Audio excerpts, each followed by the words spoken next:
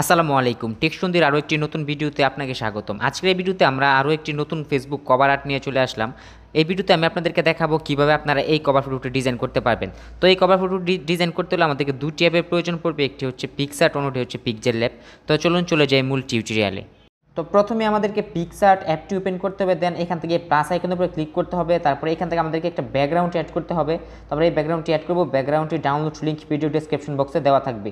দেন এবার এখান থেকে আমরা চলে আসবো টুলস এই অপশনটাতে, এবং এইখানে আসার পরে আমরা এখান থেকে ক্রপ অপশন সিলেক্ট করব। দেন এখান থেকে আমরা 60:9 এই রেশিওটা সিলেক্ট করব। দেন এখান থেকে আমরা এই টিক মার্কের উপরে ক্লিক করে দেবো।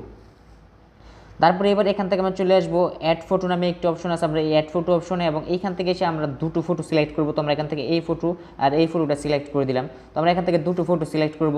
দেন এবার এখান থেকে আমরা প্রথম ফটোটা সিলেক্ট করব। দেন এইখান থেকে আমরা চলে আসবো সরাসরি ক্রপ অপশনে, এবং এখান থেকে আসার পরে আমরা এখানে পেয়ে যাব ফেসবুক পোস্ট নামে একটি অপশন। তো এখানে ক্লিক করে আমরা এটা আমাদের মতো করে ক্রপ করে নেব। তো দুটো ছবি কিন্তু একই রকমভাবে ক্রপ করতে হবে। দেন এবার এখান থেকে আমরা এই প্রথম ফটোটা ক্রপ করে দেওয়ার পর এখান থেকে অ্যাডজাস্টে চলে আসবো। দেন এখান থেকে আমরা চলে আসবো স্যাচুরেশন, এবং এখান থেকে স্যাচুরেশনটাকে আমরা একদম -100 করে দেবো। দেন এবার এখান থেকে আমরা সেকেন্ড ফটোটি টিক মার্কে ক্লিক করবো। দেন এবার এখান থেকে সেকেন্ড যে ফটোটা আছে এটা সিলেক্ট করবো। দেন এখান থেকে আবার আমরা ক্রপ অপশনে চলে আসবো। দেন এবার এখান থেকে আবারও আমরা ফেসবুকের যে পোস্ট ক্রপটা আছে আমরা এইখান থেকে এটা সিলেক্ট করবো। দেন এইটাকেও আমরা এখান থেকে ক্রপ করে নেব। দেন এখান থেকে আবার আমরা চলে আসবো অ্যাডজাস্টে, এবং এইখান থেকে এইটার স্যাচুরেশনটাকে আমরা করে দেবো -100। দেন এবার আমরা এই দুটো ফটোকে আমরা ঠিক এইভাবে মাঝামাঝি বসিয়ে নেব। তো আমি যেভাবে বসাচ্ছি আপনারা সেমভাবে দুটো ফটোকে কিন্তু একই পজিশনে বসিয়ে নেবেন। তো এইভাবে ফটো দুটো বসানো হয়ে গেলে এবার এখান থেকে আপনারা পেয়ে যাবেন শেপ নামে একটি অপশন। এখান থেকে শেপ অপশনে চলে আসবেন, এবং এইখান থেকে আপনারা এই শেপটাকে সিলেক্ট করে দিবেন। দেন এবার চলে আসবেন কালারে, এবং এইখান থেকে আপনারা চলে আসবেন এই কালার প্যানেলে। দেন এইখান থেকে আপনারা প্রথমে রেড কালারটা সিলেক্ট করবেন।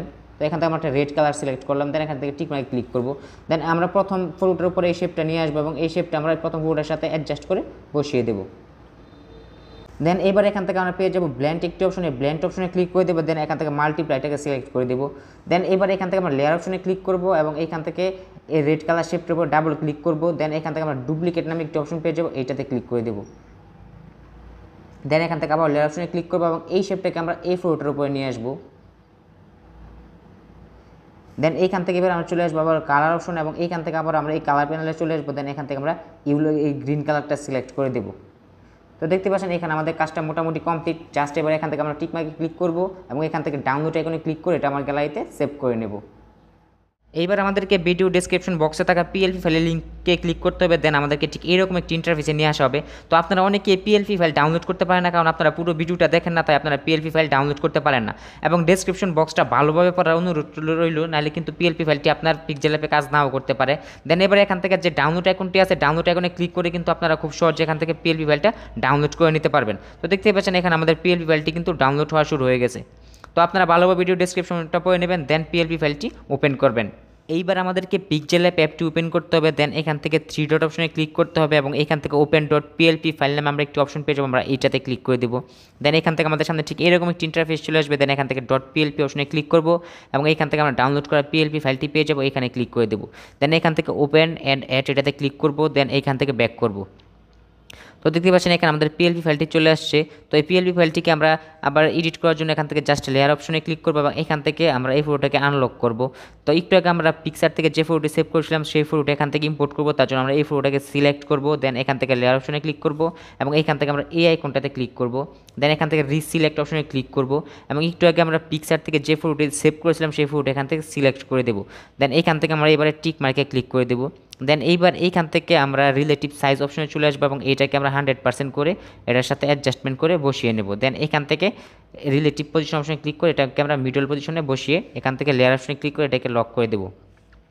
দেন এবার এখান থেকে যে একটি শেপ আছে আমরা এই শেপটা এখান থেকে আনলক করব, এবং এই শেপটাকে আমরা কিছুটা উপরের দিকে রিপ্লেসমেন্ট করবো, এবং এটাকে আমরা এটার সাথে অ্যাডজাস্টমেন্ট করে দেবো। দেন এবার এখান থেকে লেয়ার অপশনে ক্লিক করবো, এবং এখান থেকে আমাদেরকে এই ফটোটা রিপ্লেস করতে হবে। তার জন্য প্রথমে আমরা এই ফটোটাকে আবার আনলক করবো, দেন ফটোটাকে সিলেক্ট করবো।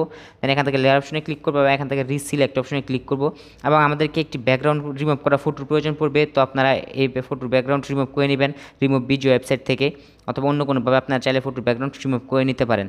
তো আমাদেরকে এই ফটোটা আমরা ইম্পোর্ট করব। তো ফটোটাকে আমরা এখান থেকে ক্রপ করব, দেন এখান থেকে টিক মার্কে ক্লিক করে নেব।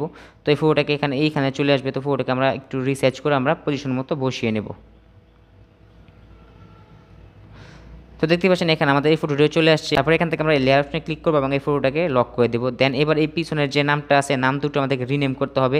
তো এখান থেকে প্রথম নামটা আমরা সিলেক্ট করবো, দেন এখান থেকে পেন্সিল আইকনের উপরে ক্লিক করব এবং এখান থেকে আমরা আমাদের নামটা লিখে দেবো। তো এবং এইখান থেকে আমরা এই আইকনে ক্লিক করব এবং এইখান থেকে আমরা এটাকে ঠিক মিডল পজিশনে নিয়ে আসবো। তো এখান থেকে আপনারা এই ফন্টটি ইউজ করতে পারেন। তো আপনারা চাইলে অন্য ফন্টটি ইউজ করতে পারেন। তো আমি এই ফন্টটা রেখে দিলাম। আর আপনাদের কাছে যদি এই ফন্টটা না থেকে থাকে তাহলে এই ফন্টটির ডাউনলোড লিঙ্ক ভিডিও ডিসক্রিপশন বক্সে দেওয়া থাকবে, ওইখান থেকে আপনারা ফন্টটি ডাউনলোড করে নেবেন। দেন এবারে এখান থেকে তারপরের যে নামটা আছে এটাকে আমরা একইভাবে রিনেম করব এবং এখান থেকে রিনেম করে ঠিক ওকেতে ক্লিক করবো এবং এখান থেকে রিলেটিভ পজিশন অপশন আসার পরে এটাকে আমরা এটার সাথে অ্যাডজাস্টমেন্ট করে বসিয়ে দেবো। তো দেখতে পাচ্ছেন এখানে আমাদের কাজ মোটামুটি কমপ্লিট। এবার এখান থেকে জাস্ট সেভ এখানে ক্লিক করবো এবং এখান থেকে সেভ এস ইমেজ, তারপর এখান থেকে আলট্রা সিলেক্ট করে সেভ টু গ্যালারি অপশনে ক্লিক করে এটা আমরা গ্যালারিতে সেভ করে নেব।